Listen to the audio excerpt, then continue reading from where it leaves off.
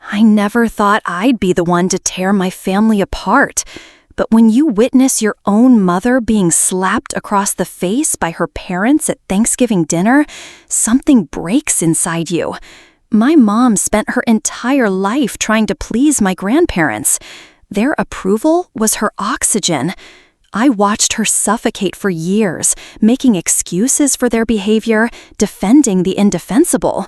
They're just from a different generation, she'd say. They don't know any better. That Thanksgiving changed everything. I was home from college, 23, and finally seeing my family with clear eyes. My grandparents had come to stay with us for 2 weeks. My mom's idea, of course.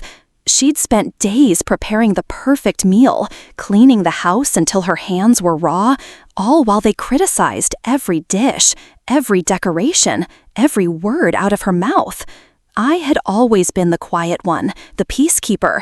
But when my grandmother's hand struck my mother's cheek over spilled cranberry sauce, the silence I'd maintained for years shattered. What happened next would expose decades of secrets, destroy my grandparents' carefully cultivated reputation in our tight-knit Pennsylvania community, and finally free my mother from their grip. This is the story of how I ended my grandparents' reign of terror and how my mother finally found her voice. Growing up in Allentown, Pennsylvania, our family presented a perfect image to the world. My grandparents, Eleanor and Richard Miller, were pillars of the community. He was a retired bank executive. She headed the local historical society. They lived in a pristine colonial in the historic district, hosted the annual Christmas charity gala, and had their names engraved on a plaque at the town library. To everyone outside our family, they were the epitome of Northeast WASP respectability. My mother, Catherine, was their only child. Dad left when I was 8. He couldn't handle the constant interference from my grandparents in our lives. Mom never remarried. Instead, she devoted herself to 2 things, raising me and seeking her parents' approval. The first time I remember seeing my mother humiliated was at my 10th birthday party. Mom had spent weeks planning a backyard barbecue with all my friends. My grandparents showed up unannounced, took one look at the paper plates and store-bought cake, and my grandmother sighed loudly. "Catherine, dear, couldn't you have put in a little more effort? What will the other parents think?" I watched my mother's face crumple, just for a second, before she plastered on a smile and apologized. By evening, she was in the kitchen crying while scrubbing frosting stains from my grandmother's blouse. "It's fine, Emma," she told me when I found her. "Grandma just has high standards." High standards became the excuse for everything. When I was 14, Mom got a promotion at the insurance company where she worked. She was so excited, she immediately called her parents to share the news. They came over for dinner that weekend, and Grandpa spent the entire meal explaining why her new position wasn't actually impressive. "Middle management is where dreams go to die, Catherine," he said, swirling his wine. "But I suppose it's appropriate for a single mother." By the time I left for Penn State, I had developed a strategy of avoidance. I'd come home for holidays, but spent most of my time with friends. Mom never complained. I think she understood. My grandparents funded my education. The Miller legacy, as they called it, which meant enduring quarterly lunches where they'd interrogate me about my grades and remind me how lucky I was to have their support. What I didn't know then was that my mother had once tried to break free. During my freshman year of college, Mom started renovating our modest split-level home. Nothing fancy. New kitchen cabinets, updated bathroom fixtures, a deck for the backyard. She'd been saving for years, and it was the first thing she'd ever done without consulting her parents first. When they found out, they were furious. Not because they disapproved of the renovations, but because she hadn't asked their permission. 2 days later, Mom received a certified letter.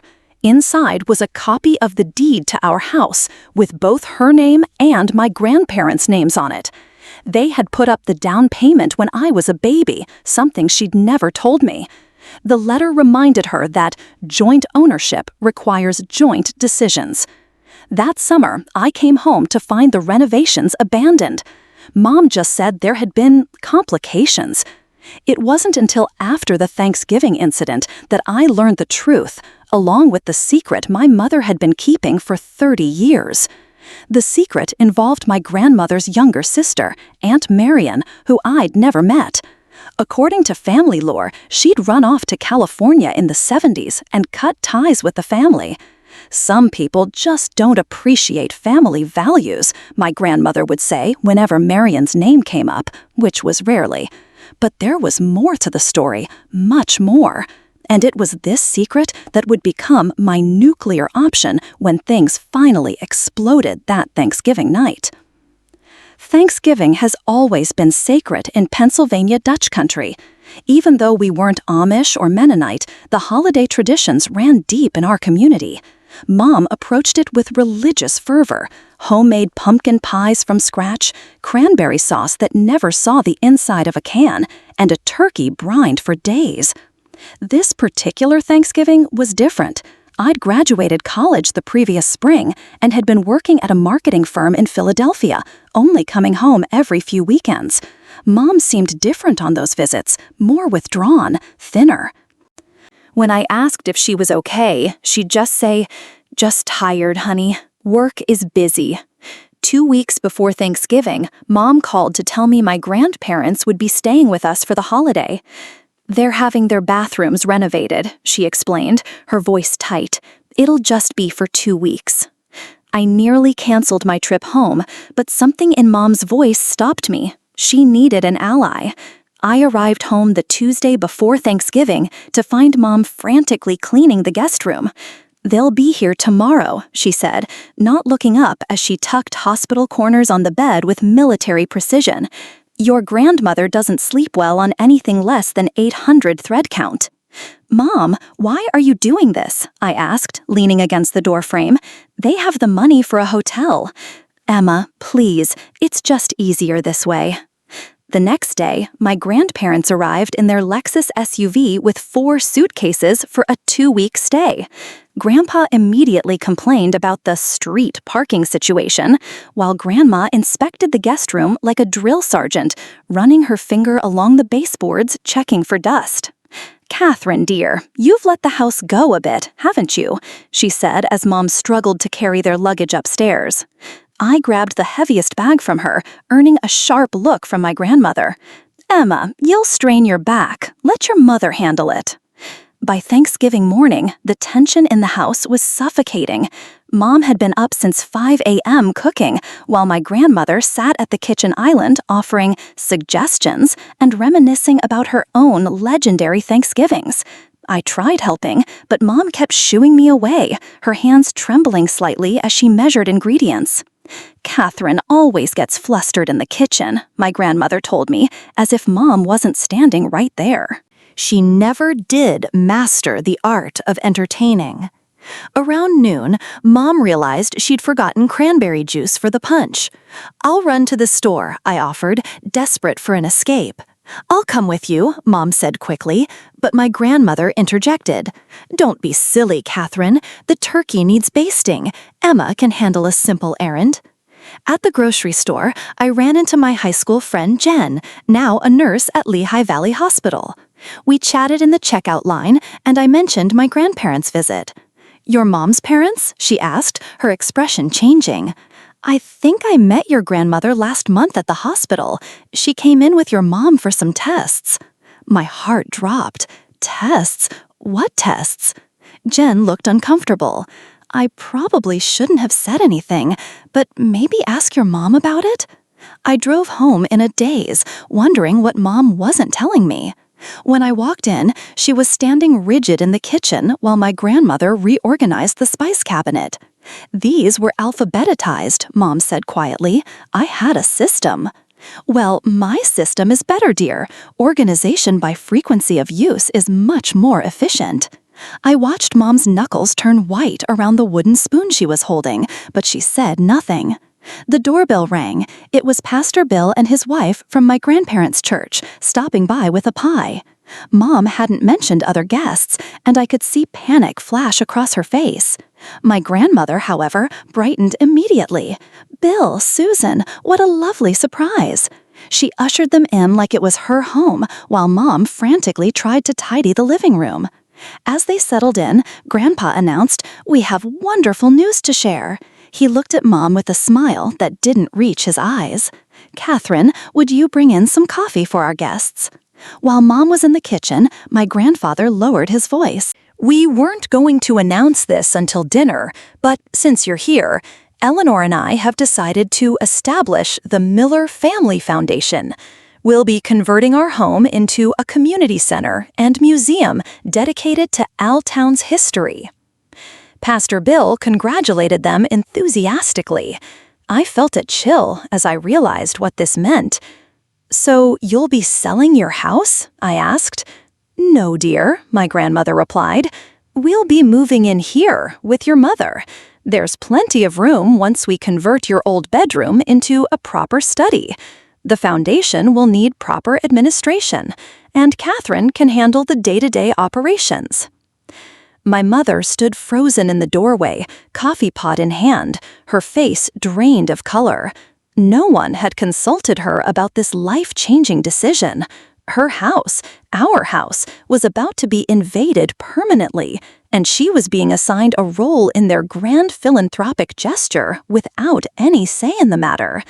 "Mom," I said, waiting for her to object, to say anything.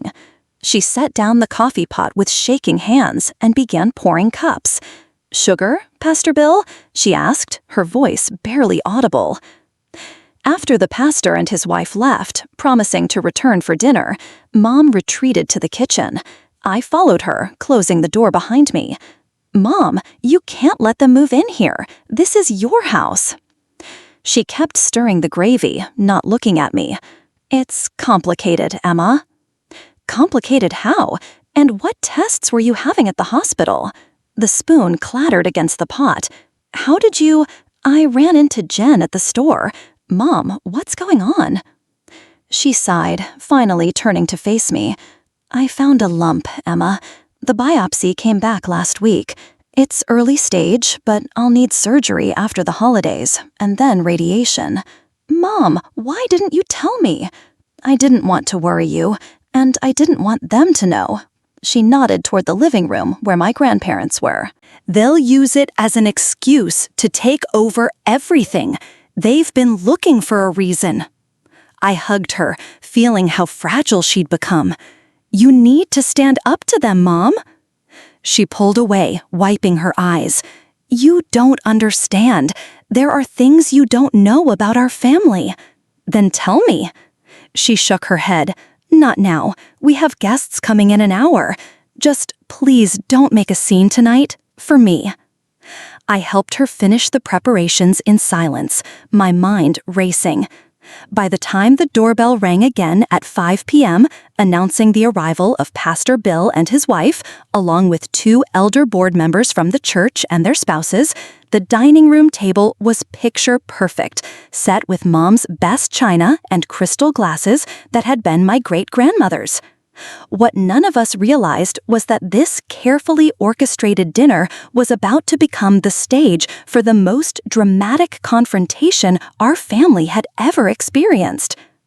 Dinner began with Pastor Bill saying grace, thanking God for family unity and the generous hearts of Richard and Eleanor Miller. I watched my mother's hands tremble as she served the turkey, carefully giving my grandfather the choice pieces he preferred. The conversation revolved around my grandparents' foundation plans, with the church elders offering enthusiastic support. "It's exactly what Allentown needs," said Mrs. Porter, the church treasurer's wife, "a celebration of our heritage." "Catherine will be instrumental in its success," my grandmother announced, patting Mom's hand condescendingly. "She'll finally have purpose beyond that little insurance job." Mom's smile looked painful. "I actually just received a promotion," she said quietly, "senior underwriting manager." "Oh, well, I'm sure the foundation will be more fulfilling," Grandma replied, dismissing 20 years of my mother's career with a wave of her hand.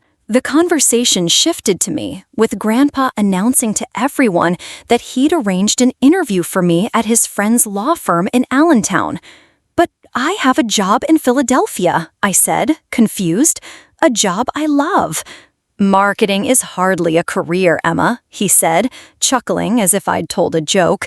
"Besides, you'll want to be close to home when we start the foundation, family responsibility." I felt trapped in some bizarre alternate reality where my life was being planned without my consent. I looked at Mom, hoping she'd say something, but she was focused on serving cranberry sauce. That's when it happened. As Mom leaned between my grandmother and Pastor Bill to place the crystal cranberry dish on the table, her elbow caught Grandma's water glass. The glass tipped, spilling water across the white tablecloth and onto my grandmother's silk blouse. "Catherine," my grandmother gasped, jumping up. "This is Hermes." "I'm so sorry, Mother," Mom said, frantically dabbing at the spill with her napkin. My grandmother grabbed Mom's wrist, her voice dropping to a harsh whisper. "You've always been clumsy, just like Marion." Something dark passed over my mother's face at the mention of her aunt's name. She tried to pull away, but my grandmother's grip tightened. "Eleanor, it was an accident," Pastor Bill said, looking uncomfortable. "It's always an accident with Catherine," my grandfather interjected, his voice cold. "Spilled water today, spilled secrets tomorrow." The table fell silent. I watched my mother's face drain of color. "Richard," my grandmother warned, shooting him a look. "What secrets?" I asked, the words escaping before I could stop them. "Nothing, dear," my grandmother said, finally releasing Mom's wrist. "Your grandfather is being dramatic." Mom stood frozen, staring at the spreading water stain on the tablecloth. "Mom?" I prompted. She didn't respond, just reached for more napkins. As she bent to wipe the spill, my grandmother made a sound of disgust. "For heaven's sake, Catherine, get a proper cloth before you ruin the lace." When Mom didn't move fast enough, my grandmother did something I'll never forget. She slapped my mother across the face, not hard, but deliberate, the way you might discipline a child. The sound cracked through the dining room. Everyone froze. Pastor Bill's wife gasped. Mom's hand went to her cheek, her eyes wide with shock. "Eleanor!" Pastor Bill exclaimed. My grandmother looked around the table, suddenly aware of her audience. "Oh, don't be dramatic. Sometimes Catherine needs a reminder to focus." That's when I stood up, my chair scraping loudly against the hardwood floor. "Emma, sit down," my grandfather ordered. I ignored him. "Did you just hit my mother?" "It was barely a tap," my grandmother said dismissively. "Catherine understands." I looked at my mother, her face flushed with humiliation, her hand still on her cheek. 3 decades of submission visible in her posture. "Does she?" I asked. "Does she understand why her mother hits her? Or why her father threatens her about secrets?" I turned to the guests. "Did you know they hold the deed to this house over her head? That they're forcing her to let them move in even though she never agreed to it?" "Emma, that's enough," my grandfather said, his voice dangerous. "No, it's not enough." I was shaking now, years of suppressed rage bubbling to the surface. "Do you want to know why they're really establishing this foundation? Why the sudden interest in moving in with Mom?" "Emma, please," Mom whispered. I looked at her, then at the church elders, who were shifting uncomfortably in their seats. They found out Mom has breast cancer. She needs surgery after the holidays. They're not moving in to help her. They're moving in to control her when she's at her weakest. Shocked murmurs circled the table. My grandmother's face hardened. "That's a private family matter," she hissed. "Like Aunt Marianne?" I asked. "Is that a private family matter too?" The color drained from both my grandparents' faces. "What has your mother told you?" my grandfather demanded. "Nothing," I said. "Mom keeps your secrets. She always has." I turned to the guests.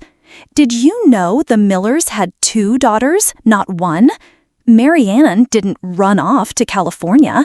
She was sent away because she got pregnant at 17 by Pastor Williams, the one before Pastor Bill.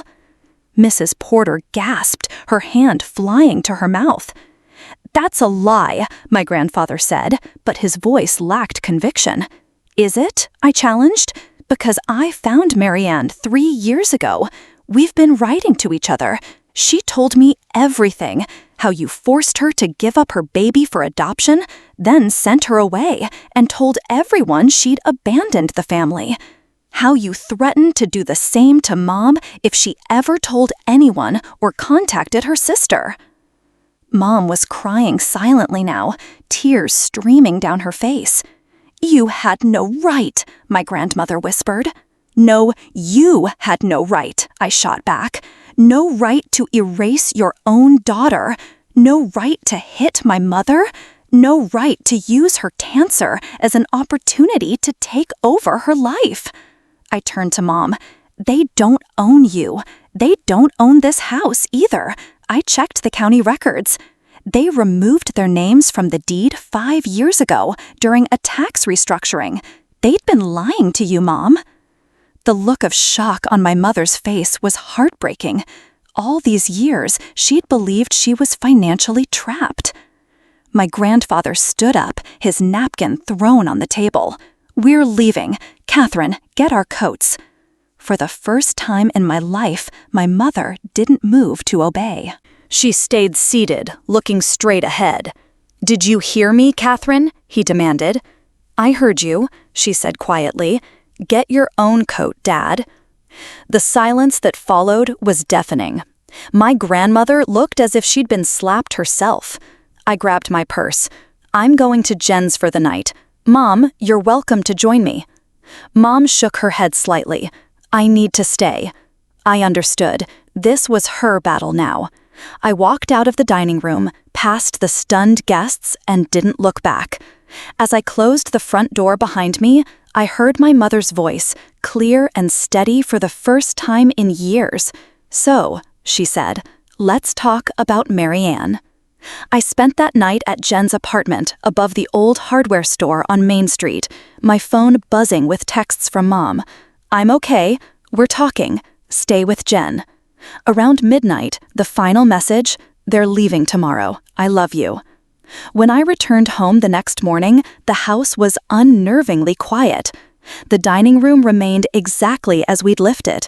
Plates of half-eaten food, tipped water glasses, napkins crumpled like casualties on a battlefield. My grandparents' Lexus was gone. I found Mom sitting on the back deck, wrapped in a blanket despite the late November chill, staring at the bird feeder she'd maintained for years. "They're gone," she said, without looking at me. "Pastor Bill drove them to the Marriott in Bethlehem last night. They're flying back to their cruise today." "Cruise?" I sat beside her, confused. "Their bathroom isn't being renovated," she said with a hollow laugh. "They booked a 3-month world cruise last summer. They just wanted to inspect the house before they told me about the foundation, to make sure it was suitable." We sat in silence for a while, watching a cardinal land on the feeder. "How much do you know about Marianne?" she finally asked. "Enough," I said. "I found her on Facebook 3 years ago. We started emailing, then talking on the phone." Mom nodded slowly. "I tried to find her once, right after Dad left. Mother found out and threatened to cut us off completely. I was so afraid of raising you in poverty." Her voice trailed off. "I told myself it was for your sake." "Mom, what happened last night after I left?" She pulled the blanket tighter. "Pastor Bill and the others left pretty quickly. Your grandparents wanted to leave too, but their luggage was upstairs, and Mother refused to stay in a hotel." A small smile played at her lips. "So we talked, really talked, for the first time in decades." "About Marianne?" "Yes, and about me, and you." She turned to face me. "I told them I knew about the deed, that I'd seen the property records when I tried to refinance the house 2 years ago, but was too afraid to confront them. Why didn't you tell me?" Because I was ashamed, she admitted. Ashamed that I'd let them control me with a lie for so long, that I'd built my entire life around avoiding their disapproval. She reached for my hand. After you left for college, I started seeing a therapist. She helped me understand the pattern, but breaking it, that was harder. This was a side of my mother I'd never seen. Reflective, self-aware. I squeezed her hand. What changed? Cancer has a way of clarifying things, she said simply. When I got the diagnosis, my first thought wasn't about dying. It was about living, really living, for whatever time I have left. But I was still afraid to tell them, afraid they'd use it against me. And now? Now they know everything. About the cancer, about me staying in touch with Marianne, about the therapist. She laughed softly. I think finding out I've been in therapy for years shocked them more than anything else. The next week was surreal.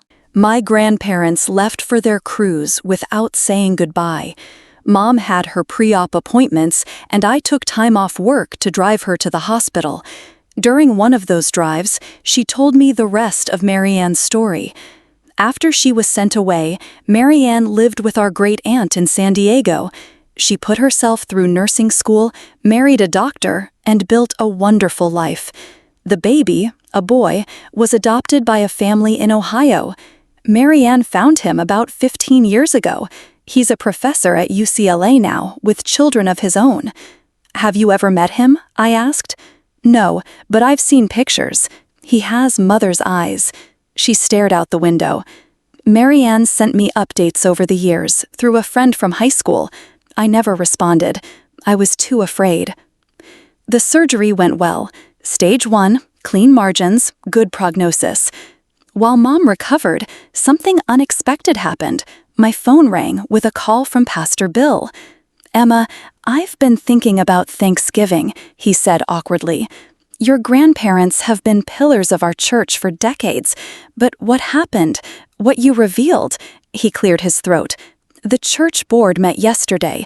We've decided to postpone any decision about the Miller Foundation until we've had a chance to pray on it. Word spreads quickly in small Pennsylvania towns. By Christmas, everyone knew some version of what had happened at our Thanksgiving dinner. Mom's insurance colleagues brought casseroles and offers of help during her recovery. Her high school friend Susan, who'd been Marianne's secret conduit for years, finally visited openly, bringing decades of photos of Marianne's life that Mom had never seen. In January, while Mom was undergoing radiation, we received a letter from my grandparents' attorney.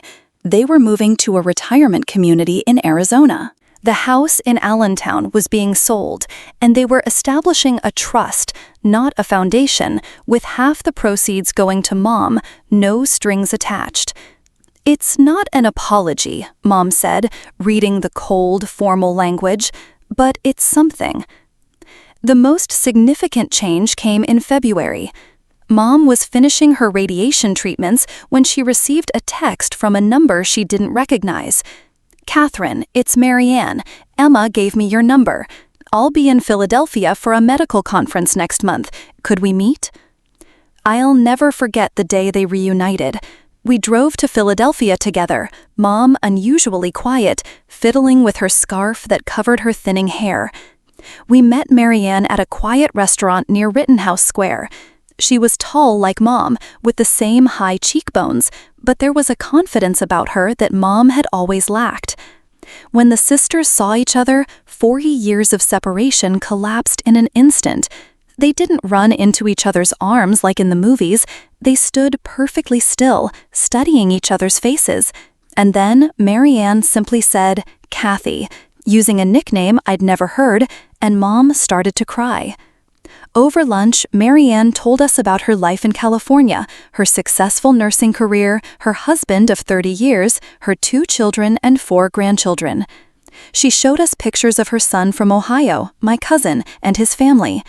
He wants to meet you both, she told us, when you're ready. As spring arrived, our lives settled into a new normal. Mom finished her treatments with an excellent prognosis. She sold our house, too many memories, and bought a sunny condo closer to Philadelphia. I transferred to my company's Philly office to be near her during her recovery, but found I loved the energy of the city too much to leave. My grandparents sent occasional, stilted emails from Arizona. Mom responded with polite updates about her health, but maintained a careful distance. Their grand gesture, the foundation that would have cemented their legacy while ensuring Mom's continued submission, had evaporated, replaced by a trust that gave Mom true financial independence for the first time in her life. The unexpected twist came in August when Mom announced she was taking a sabbatical from work. "I'm going to California for a month," she told me over Sunday brunch. Marianne and Robert invited me to stay with them. Their son, Michael, will be visiting with his family. She looked both terrified and exhilarated. "I'm going to meet my nephew and his children." "Mom, that's amazing." She nodded, twisting her napkin. "And after that, I've applied for a position with a healthcare advocacy nonprofit in San Diego. They work with cancer patients who can't afford treatment." I nearly dropped my fork. "You're moving to California?" "Maybe, if I get the job, if I like it there." She reached for my hand. "I've spent my entire life in Pennsylvania, Emma. My entire life trying to please people who were never going to be pleased. I think it's time I tried something else." 2 weeks later, I helped her pack for California. As we sorted through decades of belongings, I found a small wooden box I'd never seen before. Inside was a stack of unsent letters, all addressed to Marianne, spanning nearly 30 years. "I wrote to her every few months," Mom admitted. "I never had the courage to send them. I was afraid Mother and Dad would find out." The last item in the box was a faded photograph. 2 young girls, arms around each other, standing in front of a Christmas tree. On the back, in childish handwriting, "Kathy and Mari, Christmas 1975.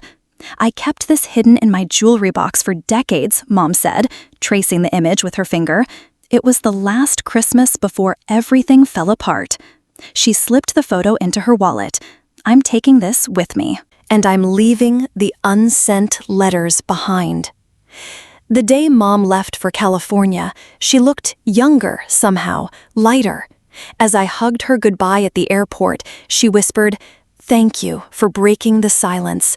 I couldn't have done it without you." But we both knew that wasn't entirely true. The seeds of her courage had been there all along, waiting for the right moment to bloom. It's been 3 years since that Thanksgiving dinner. Mom didn't just visit California, she moved there permanently. She works for that healthcare advocacy nonprofit, helping cancer patients navigate the financial maze of treatment. She and Marianne have dinner every Sunday. They're making up for lost time. My grandparents remain in Arizona. Last Christmas, they sent Mom a card, not a generic holiday greeting, but a handwritten note that included the words, "I'm sorry." Small steps. Mom says she's not ready for forgiveness, but she's working toward understanding. That's enough for now. As for me, I'm still in Philadelphia, still in marketing, but I found my voice too. I started a support group for adult children of controlling parents. Turns out there are a lot of us out there, carrying the weight of family secrets, walking on eggshells, enabling patterns we know are destructive because we're too afraid to break them. People often ask if I regret what I did that Thanksgiving, exposing family secrets in front of others, humiliating my grandparents, upending our family structure. The answer is complicated. I regret that it took such a dramatic confrontation to create change. I regret that my mother had to endure public humiliation before she could find liberation. But I don't regret speaking the truth. Some family secrets are too destructive to keep. If you're watching this and something in my story resonates with you, if you recognize the patterns of control, the weaponized silence, the threat of withdrawal of love or support, know that you're not alone. Breaking generational cycles of emotional manipulation isn't betrayal. Sometimes it's the most profound act of love you can offer. My mother spent 57 years living the life her parents prescribed for her. She'll spend the rest living the one she chooses for herself. That's a victory worth fighting for. If this story meant something to you, please hit the like button and subscribe to hear more stories of family transformation. Share in the comments if you've experienced something similar or found your own way to break destructive family patterns. Sometimes the bravest thing we can do is simply tell our truth, even when our voices shake, even when the people we love might not be ready to hear it. Thank you for listening to my story.